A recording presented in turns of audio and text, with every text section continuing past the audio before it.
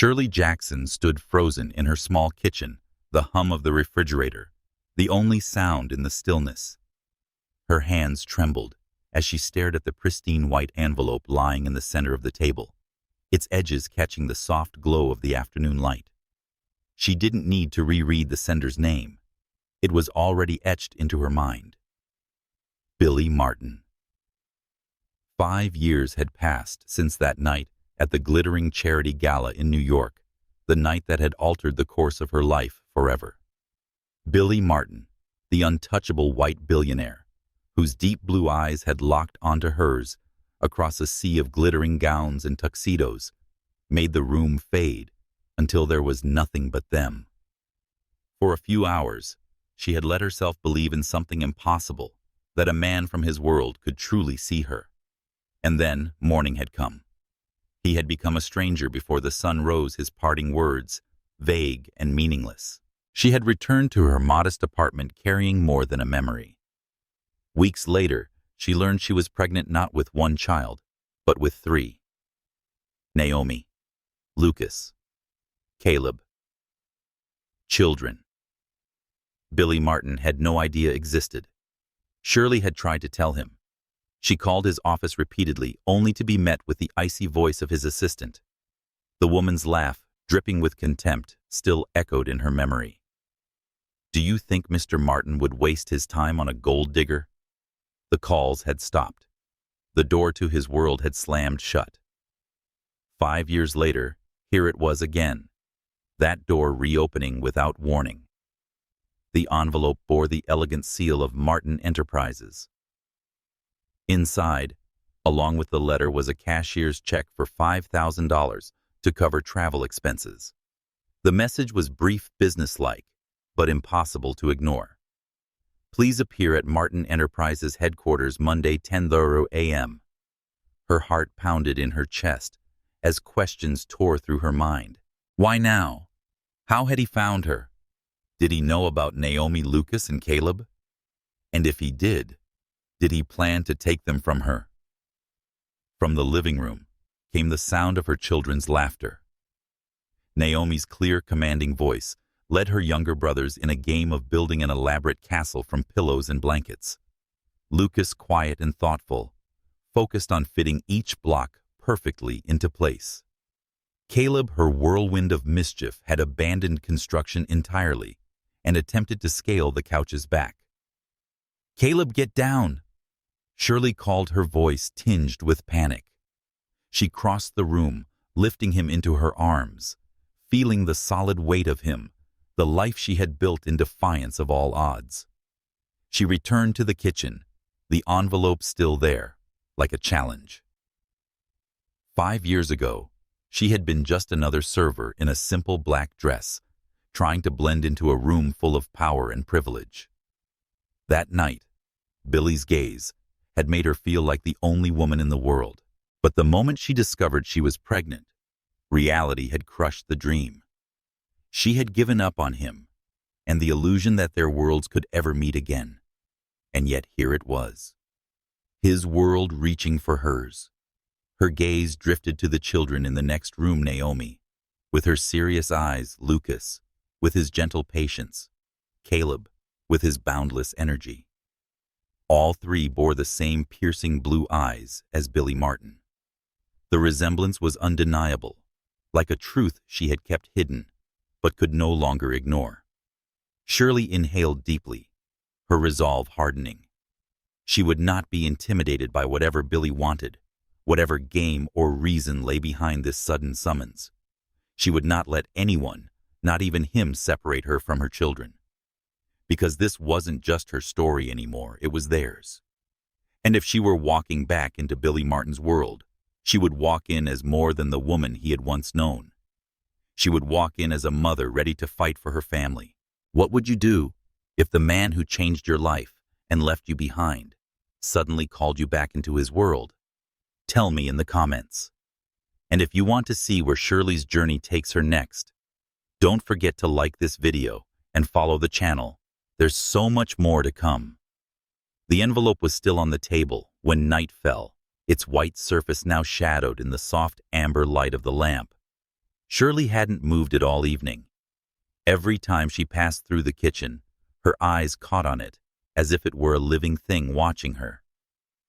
After the children had fallen asleep, the apartment felt too quiet, the kind of silence that made her thoughts loud and heavy. She paced the small living room, brushing her fingers against the worn fabric of the sofa, the faint sound of Naomi's breathing drifting from the bedroom. Her phone lay on the coffee table. She stared at it for a long moment before finally picking it up. The number she dialed was one she knew by heart, Tanya. Her voice was low, almost uncertain.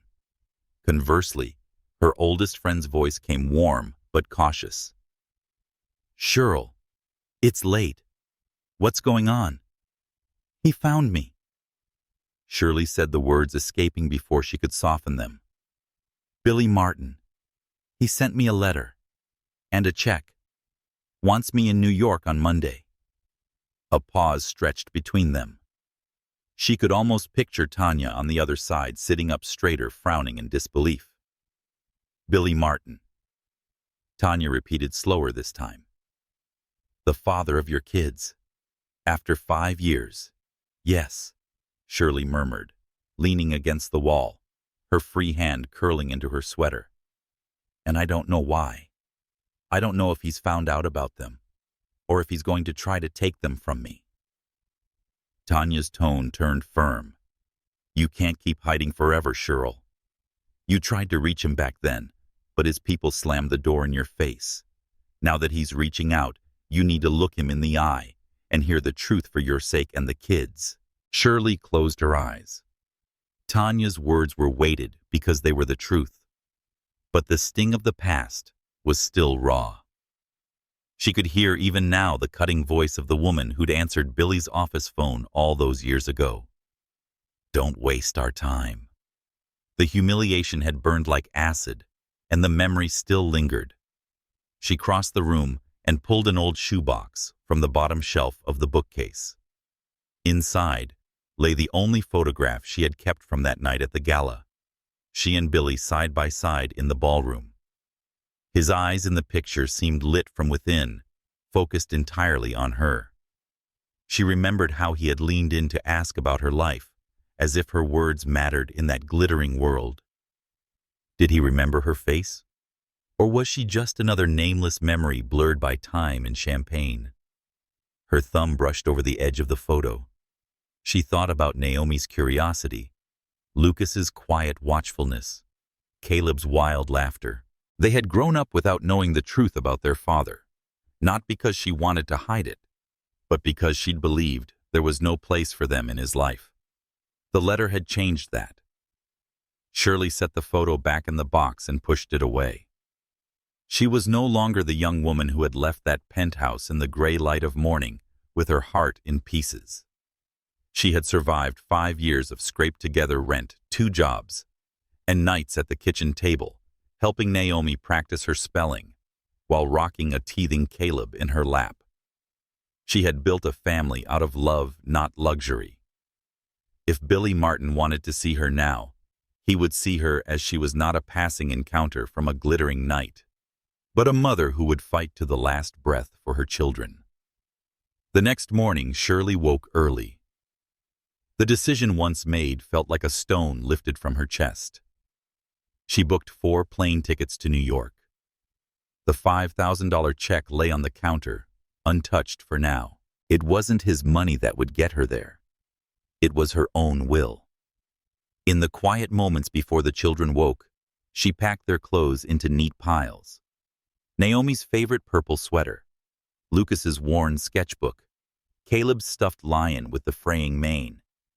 As she zipped the suitcase closed, a strange calm settled over her.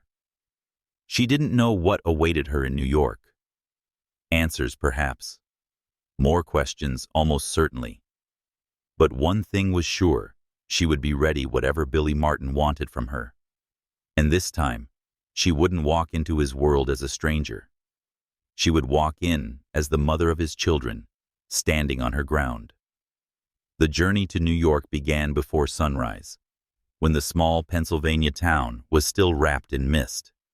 Shirley stood in the driveway outside their modest apartment, adjusting Naomi's hood, checking that Lucas's sketchbook was tucked safely into his backpack, and that Caleb's stuffed lion peeked from the top of his small suitcase. It was their first time flying, and Shirley's first time in years.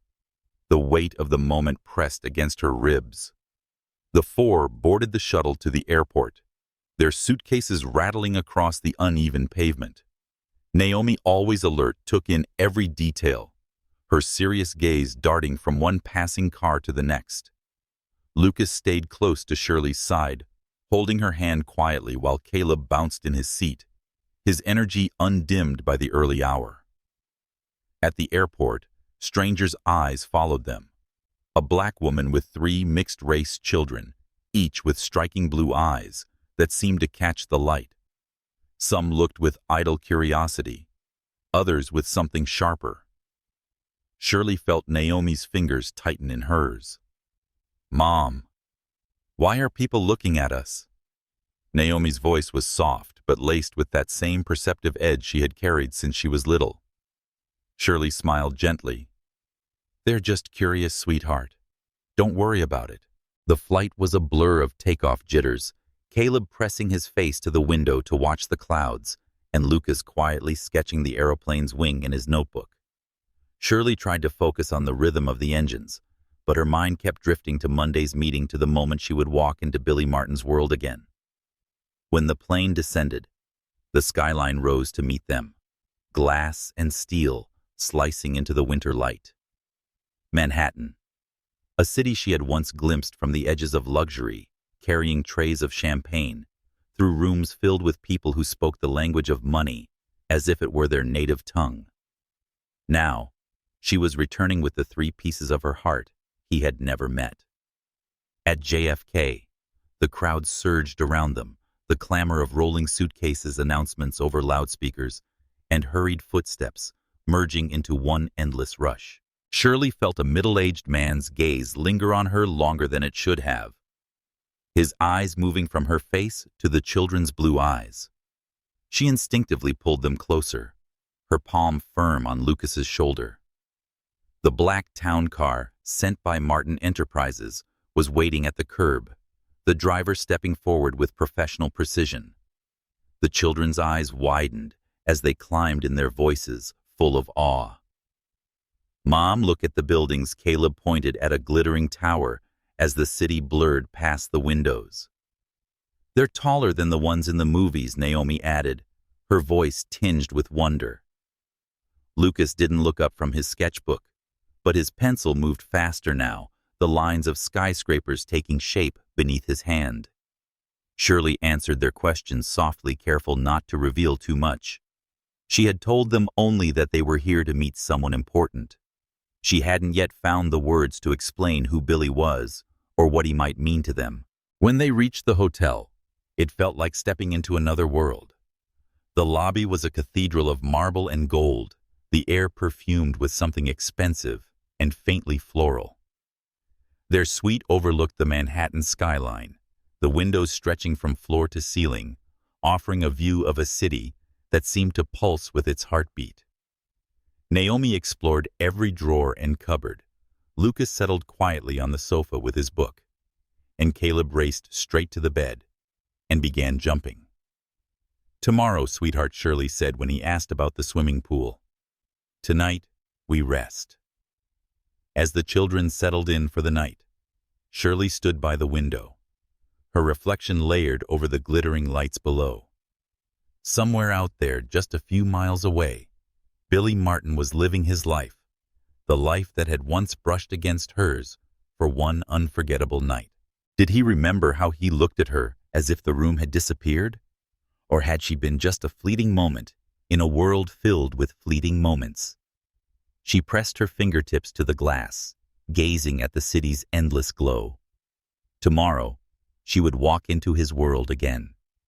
But this time, she wasn't coming alone. Morning broke over Manhattan in a wash of gold and steel. Shirley watched the city stir from the suite's tall windows, her coffee cooling untouched in her hands. Naomi, Lucas, and Caleb were still in their pajamas, chattering over breakfast, but her mind was already at the looming glass tower that bore Billy Martin's name. When they arrived at Martin Enterprises, the winter sun had climbed high enough to turn the skyscraper into a mirror of blinding silver. The building rose so far above the street that Naomi tilted her head back until her braid brushed her collar. "Mom, is this where the important person works?" She asked, her tone bright with curiosity, but edged with something more. A child's need to understand why her mother's hand held hers so tightly. "Yes, sweetheart," Shirley replied, her voice steadier than she felt. Inside the lobby gleamed with polished marble floors and art that seemed too expensive to touch. The receptionist's eyes flicked to the three children lingering on their identical blue eyes before her professional smile returned. "I'm Shirley Jackson," she said, her voice firm.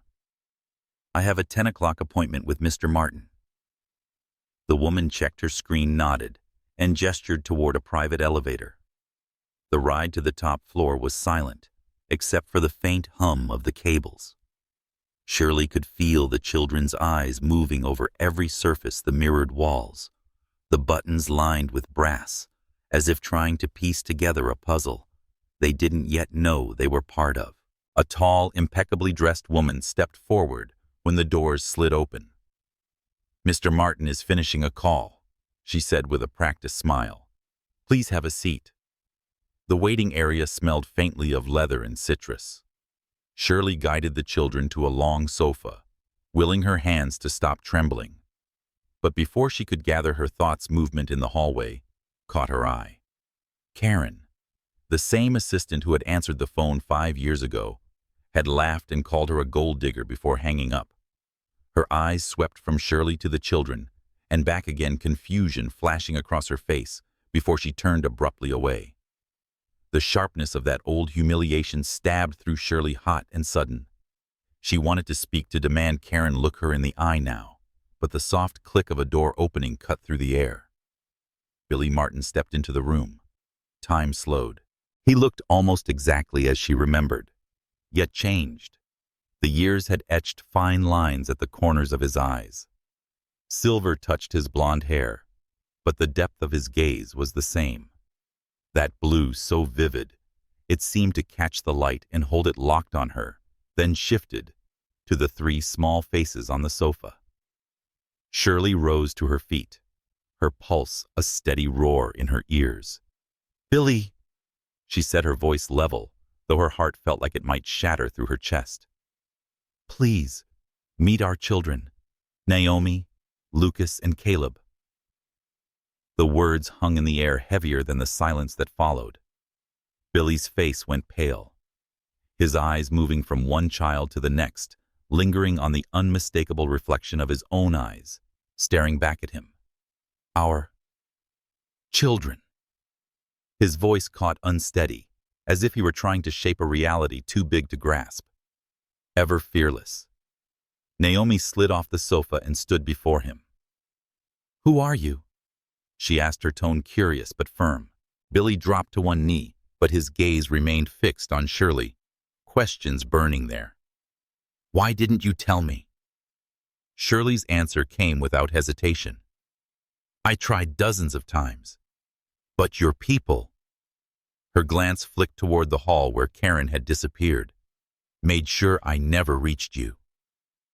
Billy's jaw tightened, and for a moment his expression fractured, a flash of hurt, disbelief, and something almost like guilt. He looked at the children again, his voice low. "I didn't know. I swear, Shirley, I didn't know." Before she could answer, Caleb hopped down from the sofa, tugged at Billy's sleeve, and said with a small, delighted laugh, "You have eyes like us." Billy's face softened, as if that simple truth had broken through the shock. But even as he smiled faintly at Caleb, his gaze returned to Shirley, heavy with 100 unspoken things. "We need to talk," he said quietly, almost to himself. "Just the two of us." Shirley nodded, but inside, the air felt charged like a storm about to break. Billy's office was built to impress floor-to-ceiling windows framing the Manhattan skyline, sleek black shelves lined with awards photographs and books arranged with a precision that spoke of control. Yet for all its polish, the air felt heavier now, as if something unspoken had already begun to shift its weight onto them. Patricia, his current assistant, appeared at the door smiling as she coaxed Naomi, Lucas, and Caleb toward the company break room. "There are cookies and games in there," she told them, her voice light. Naomi glanced up at Shirley for confirmation before following Lucas trailing behind with his sketchbook, Caleb bounding forward at the promise of sugar.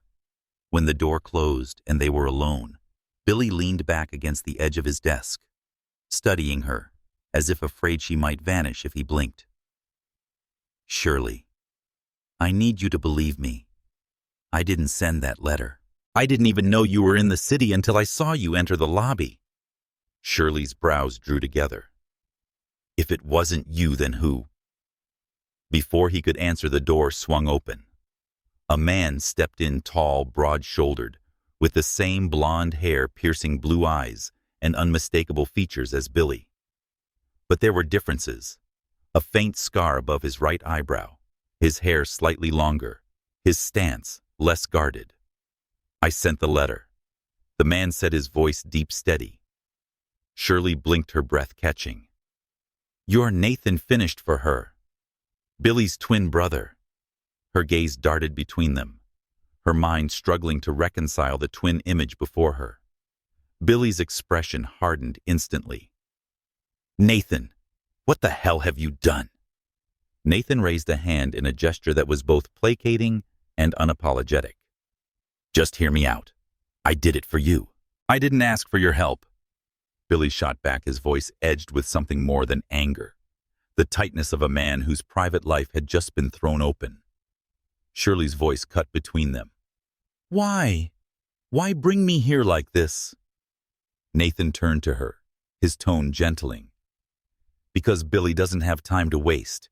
He's sick, Ms. Jackson, with kidney failure. I've watched him get weaker every month. I've been tested, so have our parents. None of us is a match. I hired a private investigator to look for relatives who might help. When I found you and the children, the timing made sense. I thought they might be his. I thought you might be able to help." The words landed like a stone in Shirley's chest. She took a step back, her voice tightening. "You investigated me? My children, without even asking." "I didn't mean disrespect," Nathan said, his eyes steady. "I was trying to save my brother's life. But I also thought—" His glance flickered toward Billy. He deserved to know the truth about the children. Billy pushed away from the desk, closing the space between them. His tone clipped. "You had no right, Nathan. This isn't just about me. This is Shirley's life. These are her kids." Her heart pounded as she looked from one man to the other, mirror images bound by blood, both of them staring back at her with different versions of urgency. "I came here for my children," she said finally, her voice low but unyielding.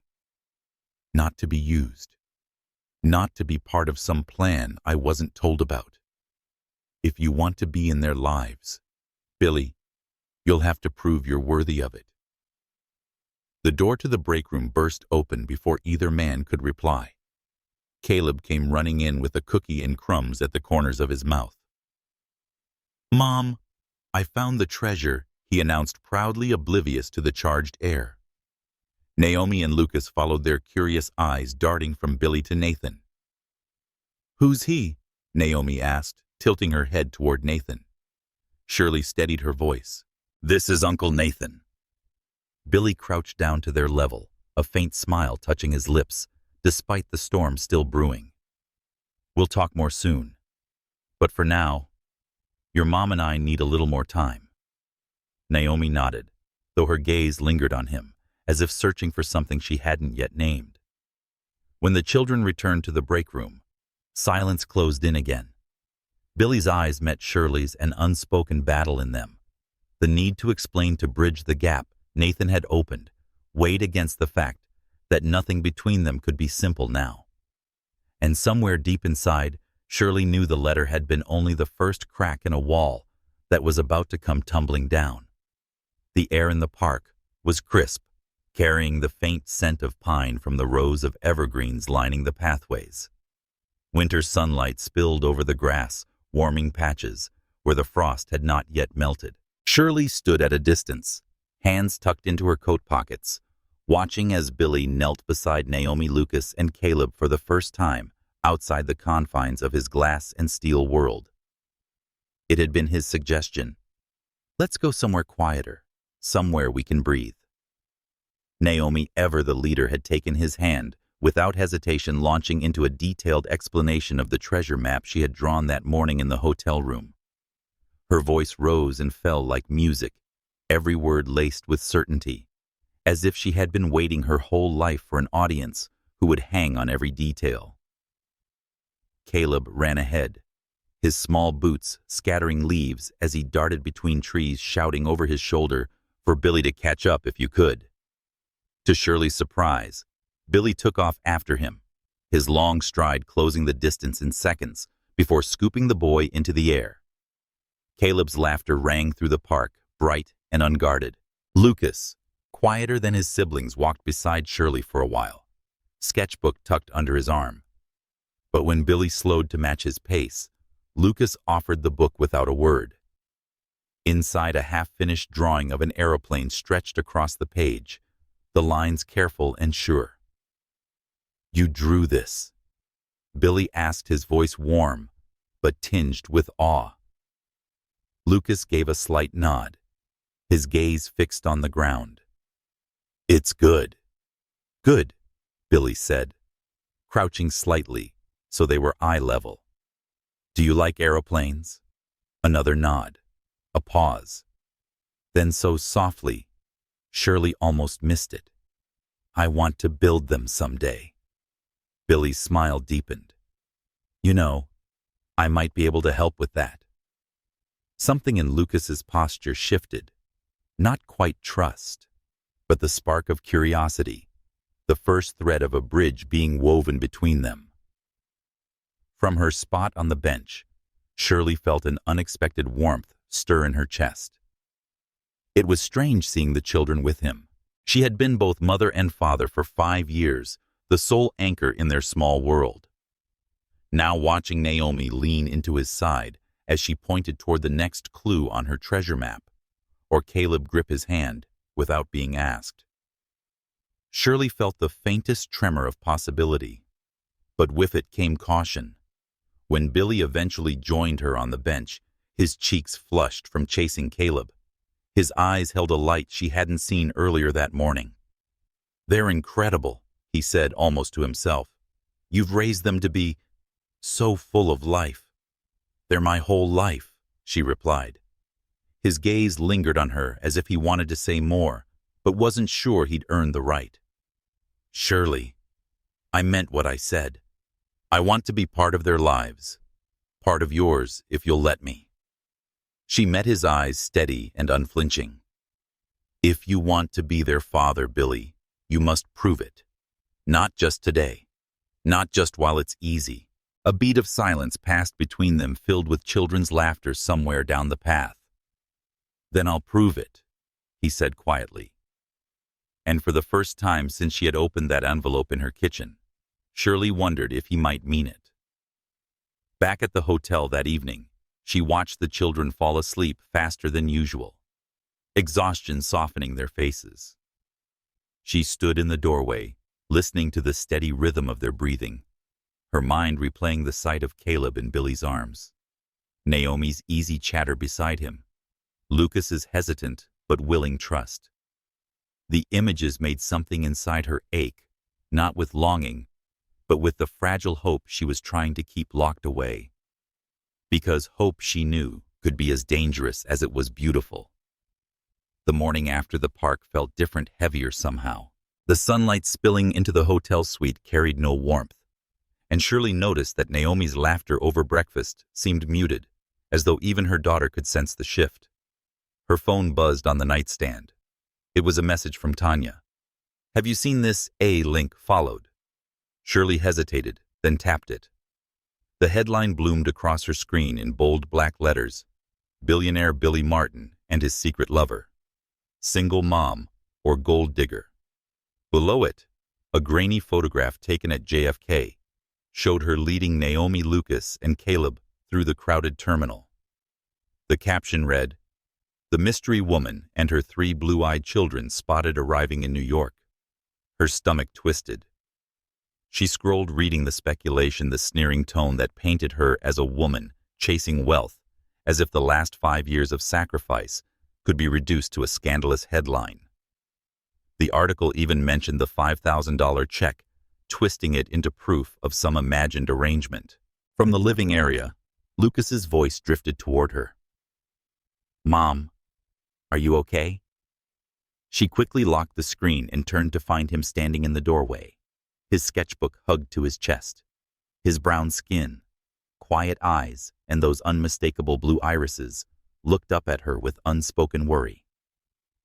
"I'm fine, sweetheart," she said softly, smoothing his hair. But inside, the knot in her chest tightened. The phone rang. Billy's name appeared on the screen. "I'm sorry," he said the moment she answered. His voice was taut, threaded with frustration. "I didn't expect the media to move this fast. I've already called my PR team. We'll have the story taken down." "Billy, this isn't just about me," Shirley replied, her tone sharper than she intended. "It's about the kids. They'll grow up hearing whispers and seeing lies written about me, about us." There was a pause on his end. Then quieter. "I'll protect them. I'll protect you. That's a promise." Later that day, he suggested taking them all to his family's estate in Bedford for the weekend. "It'll be quieter there," he said, away from all this noise. Shirley agreed, though a shadow of unease lingered. Meeting his parents meant stepping into a world that had once seemed untouchable, the same world that had spat her out without a second glance. That night, as she was helping Naomi into her pajamas, her daughter's voice broke the silence. "Mom, do people hate us because we're different?" The question was like a blade to Shirley's heart. She knelt, taking Naomi's small hands in hers. "No one hates you, Naomi. Sometimes people don't understand what's different, but that doesn't make us less. We're a family. That's what matters." Naomi searched her face for a long moment before nodding, the faintest smile breaking through. After tucking them into bed, Shirley's phone buzzed again. This time it wasn't Tanya. The number was unfamiliar. She opened the message. "You don't belong in this world. Be careful." Her pulse quickened. She reread it as if a second look would change the words. But the letters stayed sharp, each one a quiet threat. Shirley stared at the phone, her thumb hovering over the delete button. She didn't want Naomi Lucas or Caleb to see. It didn't want their world darkened by shadows they couldn't name. She erased the message, slipped the phone into her nightstand drawer, and drew slowly. The world outside their hotel room walls was watching, judging. And now it seemed warning her to turn back. But Shirley had no intention of turning back. The drive to Bedford felt like crossing into another world. Past the wrought iron gates, the gravel road curved through manicured lawns and tall rows of trees that arched overhead like a cathedral. The estate revealed itself in pieces, a flash of a stone facade, the glint of a koi pond, the rise of a roofline against the winter sky. In the back seat, Naomi pressed her forehead to the window, eyes wide. "Is this a castle?" Shirley smoothed her navy blue dress with one hand, forcing a smile. "It's not a castle, sweetheart. It's your grandparents' home." Beside her, Billy glanced over, his voice low. "Don't worry. My mother's eager to meet you. My father, well, he'll take a little longer, but he'll come around." The front doors opened as they pulled up. Eleanor Martin was the first to appear, petite and elegant, with silver hair pinned neatly and a bright and warm smile. "Oh my goodness," she said, hurrying forward as the children stepped out. Look at these little ones. She knelt, taking all three in at once. She said Naomi, Lucas, Caleb, tasting each name like something precious. You have your father's eyes. Naomi straightened her shoulders. I'm the oldest, she declared. Lucas is next, and Caleb is the youngest, but only by 3 minutes. Caleb grinned, making Eleanor laugh. Behind her, Charles Martin emerged tall, with the same chiseled features as his sons, his presence commanding even in stillness. His handshake with Shirley was polite, but his gaze measured as if weighing her on a silent scale. Ms. Jackson, he said, his tone formal. Thank you for bringing them here. In the garden, the children scattered Naomi, tracing the hedge maze. Lucas crouched near the koi pond, with a quiet fascination. Caleb, already halfway up the old wooden slide that Billy claimed he and Nathan had once fought over. Eleanor guided Shirley to the porch, the steam from their tea curling into the cool air. I know this can't be easy, Eleanor said gently. When I married Charles, his family disapproved. I was from a working-class home.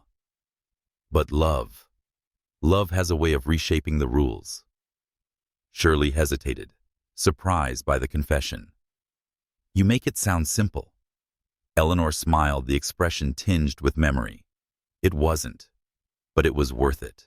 Their moment was interrupted when Charles returned with Billy and the children. His voice was even, but the question landed like a stone in a still pond. Ms. Jackson, have you considered the children's financial future?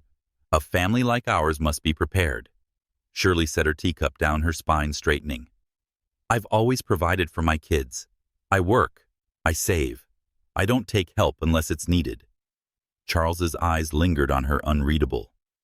Billy stepped in before the silence grew heavy. Dad and Shirley have done everything to give them a good life. We're here to welcome them, not to question them. The afternoon unfolded in softer tones. Eleanor told stories of Billy and Nathan's childhood mischief. Caleb challenged his father to race across the lawn, and Lucas showed Eleanor his aeroplane sketches. But beneath it, Shirley felt the weight of Charles's watchfulness, the silent evaluation she couldn't shake. As they prepared to leave, Charles pulled her aside. His voice was quieter now. I meant no offense, but this family lives under constant public scrutiny. That tabloid article complicates things. I want to protect the children. Shirley met his gaze without flinching. So do I. Mr. Martin, with or without anyone's approval. Something shifted in his expression for a moment, perhaps a flicker of respect. Then it was gone. On the ride back to Manhattan, the children dozed in their seats, the quiet broken only by the hum of the road. Shirley's phone buzzed in her lap, another unknown number. They will never accept you. Her fingers curled tightly around the device. The estate might have been beautiful, and the welcome from Eleanor was genuine, but the message was a reminder. The day's warmth was not the whole truth. Somewhere in Billy's world, someone still wanted her gone. The hospital smelled faintly of antiseptic and something sharper, a scent Shirley couldn't quite name. She sat in the quiet of the waiting area at Mount Sinai, her coat folded neatly in her lap, trying not to think about the blood that had been drawn an hour earlier. It wasn't fear of needles that unsettled her. It was the weight of what this test might mean. If she were a match, she could save Billy's life. If she wasn't, she didn't want to finish the thought. The call came late in the afternoon. Ms. Jackson, Dr. Patel's voice was calm, but there was a careful gentleness. You have a compatible blood type, but the genetic markers don't match. You won't be able to donate a kidney to Mr. Martin. Shirley murmured a thank you, ended the call, and sat still, her hands gripping the phone as if it might hold her together. She had told herself this was for the children, that whatever her feelings for Billy, she wanted him alive so they would not grow up without knowing their father. But the sharp twist in her chest at the news told her it was more than that. When Billy arrived at her hotel room that evening, he had a tiredness that no tailored suit could hide. I spoke to Dr. Patel, who said that as soon as the door closed, "Shirley, you don't need to blame yourself. Just agreeing to be tested means more than I can say." "It's not about blame," she replied, her voice quiet but steady. "I wanted to help you. For the kids. For you." Something flickered in his eyes, and then he exhaled as if he'd been holding back for too long. "I've been keeping something from you." Shirley's brow furrowed. "What?" "My condition. It's worse than I've let on. I've been on dialysis for 6 months. Without a transplant, I might have only a few years left." Her breath caught anger rising before she could temper it. "And you didn't think I deserved to know that.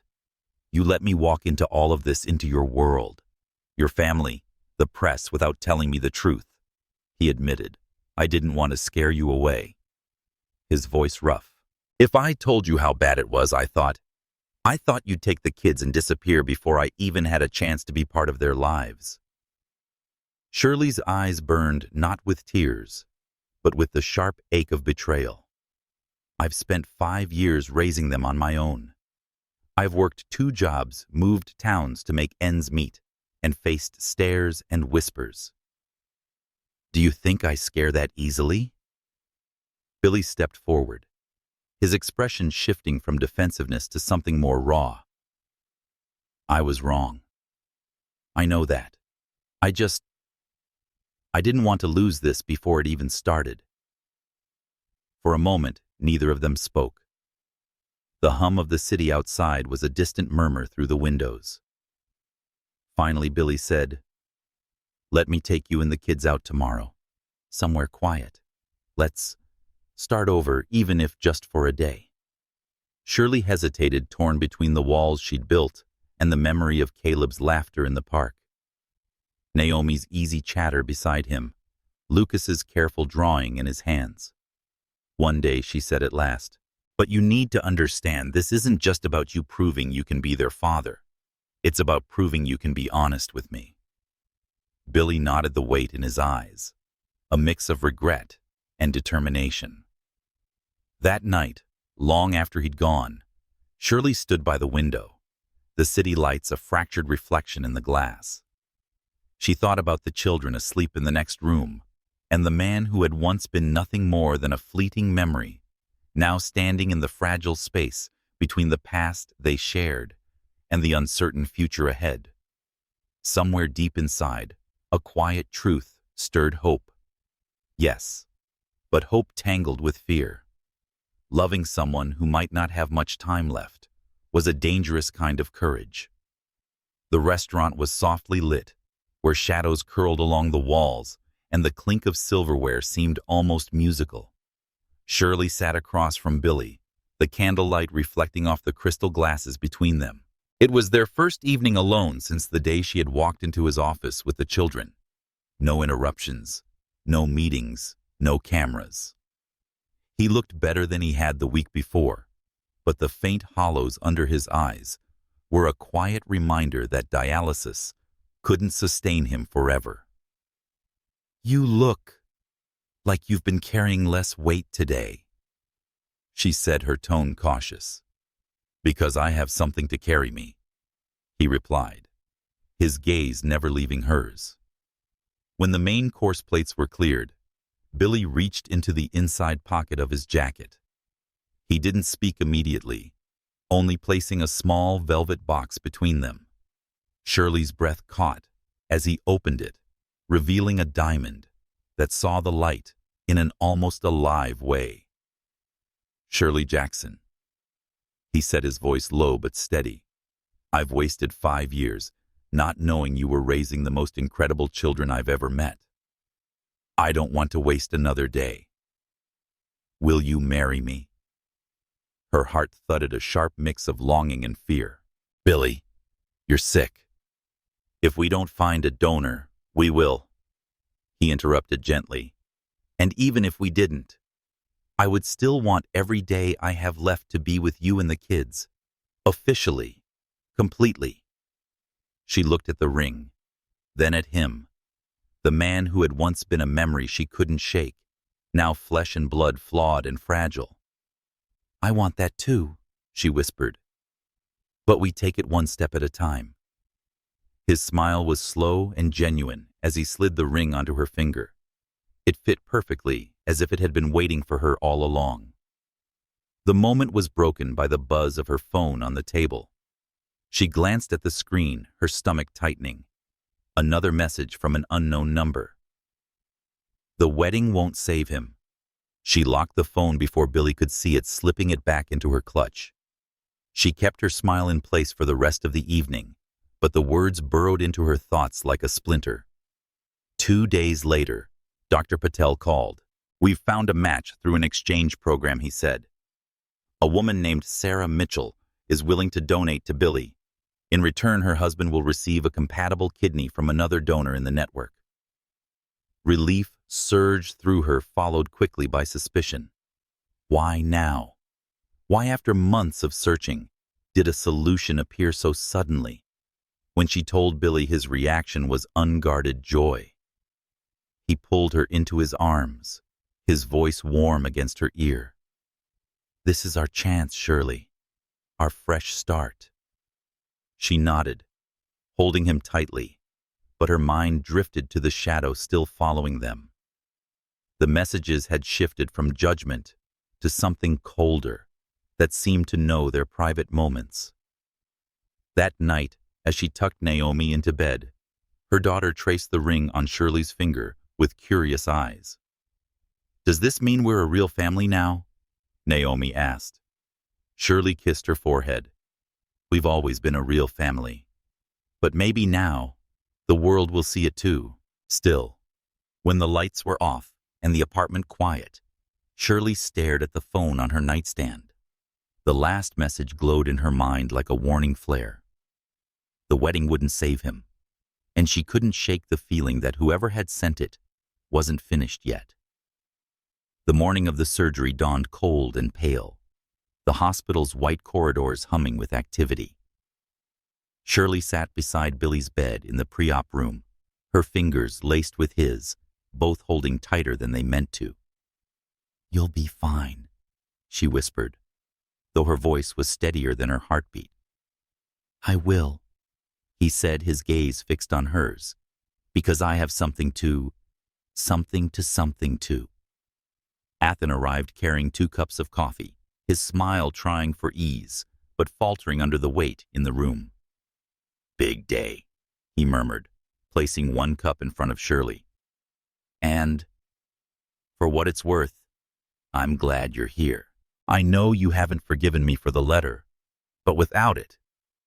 He glanced at Billy, his voice trailing off. Shirley met his eyes briefly. "For the kids, Nathan. I'm here for the kids." Still, a small part of her was curious about the lengths he had gone to, and whether he knew more than he admitted. A nurse entered, her tone brisk but gentle. "It's time for pre-surgery prep." Shirley bent over Billy, pressing her lips to his forehead. "You come back to us, Billy Martin, all of us." "I promise," he murmured. Before they wheeled him away, Billy reached for a small velvet pouch on the bedside table.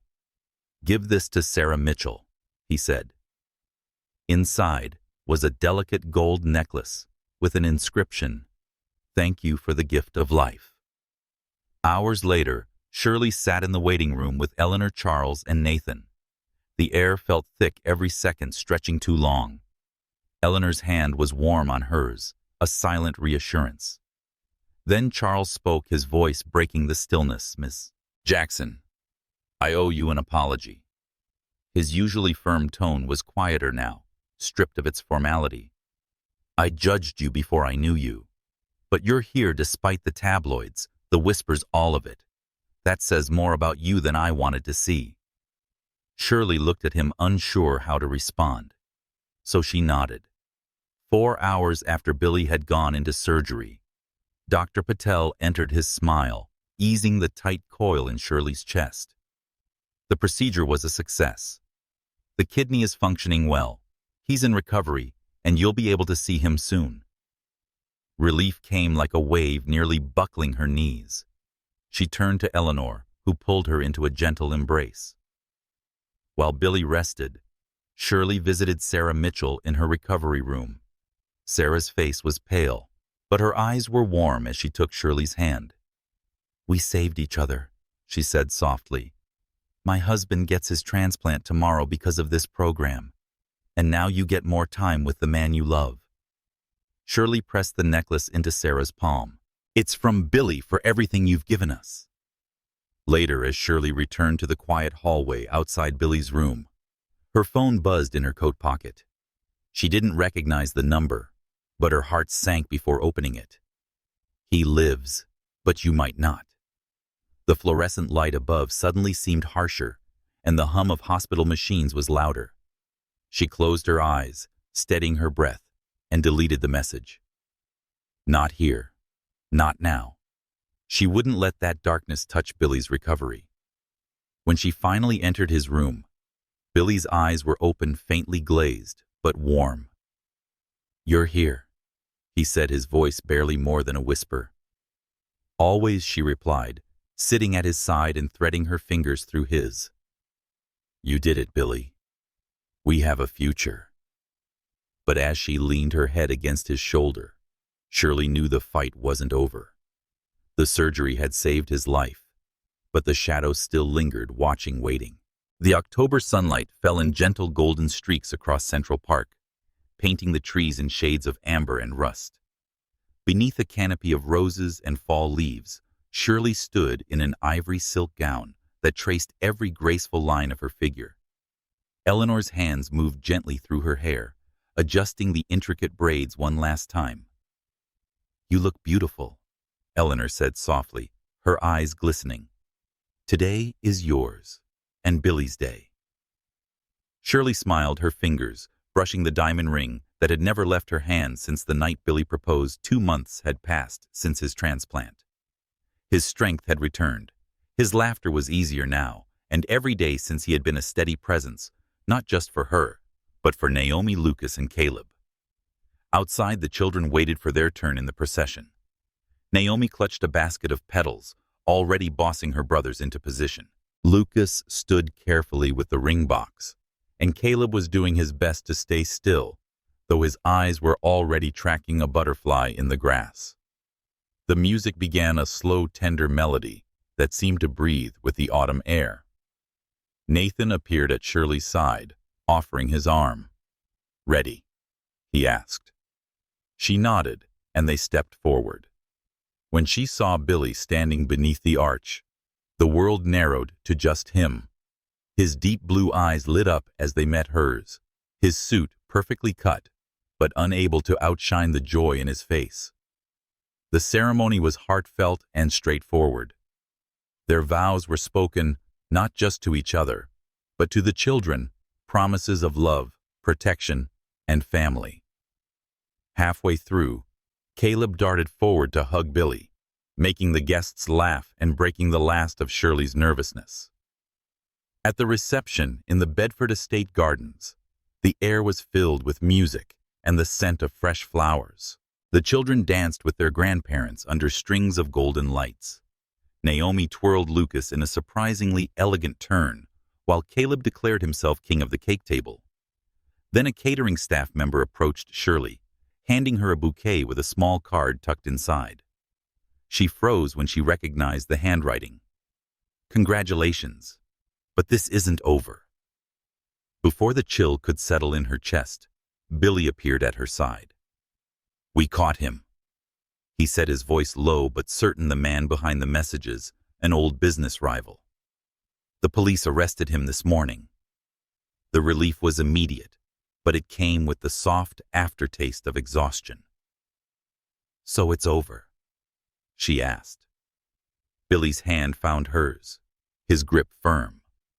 "No one will ever touch our family again. That's a promise." Later that night, under a sky of stars, Shirley stood beside him, watching the children run across the lawn, their laughter carrying into the cool air. She thought of the long road here, the years of silence, The letter that changed everything. The stares, the threats, the fears that had clawed at her heart. "We made it," she whispered. Billy kissed her forehead. "And we'll keep making it. Together." They walked back to the dance floor, where Naomi grabbed each of their hands and pulled them into a circle with Lucas and Caleb. The five of them danced in the glow of the garden lights, laughter and music wrapping around them like the final stitch in a long mended seam. It wasn't a perfect ending, but it was theirs. A promise written in love, sealed in trust, and strengthened by everything they had survived. And as the night carried on, Shirley knew one thing with absolute certainty: this was only the beginning. If you've been following Shirley and Billy's journey, tell me what moment moved you the most. Share your thoughts in the comments. And if you want to see more stories of love, resilience, and second chances, make sure to like this video and subscribe so you won't miss the next chapter.